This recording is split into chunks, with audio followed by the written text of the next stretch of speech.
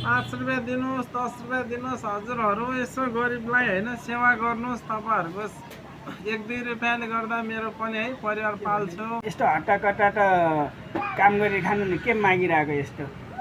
ल भन्नु त। इज्जतको लागि भए पनि म 20 रुपियाँ दिन्छु दाइलाई ल। अब के गर्नु, अब मागेर पनि अब 20 रुपियाँ पाइन्छ भने होइन इज्जतको के कुरा भयो त। आफू चाहिँ हल्का स्ट्यान्डर्ड माग्ने पर्यो। फेरि यो देख्यो भनेदेखि होइन मान्छे सहयोग गर्दैन, यो लुकाउँछु। अब नभई हुँदैन, सकिँदैन। होइन राजेश भाइ होइन?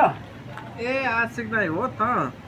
अनि के हो यार, अनि सहरमा त पुरा लाख कमाउँछु, 1.5 लाख कमाउँछु महिनाको भनेर भन्थ्यो, अनि यहाँ त मागेर बसिरहेको छ यार।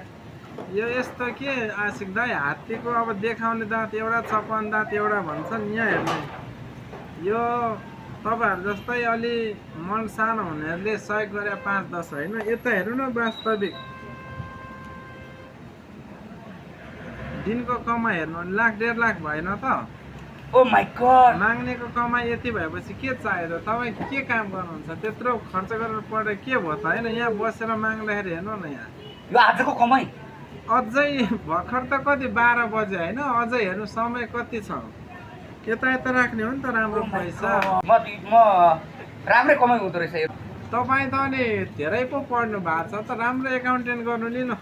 मेरो अब दिनमा कति हुन्छ है रेकर्ड राखिदिनुहोस् है। तपाईँलाई कति खानुहुन्छ, अफिसमा भन्दा डबल तलब दिएँ के। म चाहिँ अब स्ट्यान्डर्ड हो नि त माग्ने पनि होइन।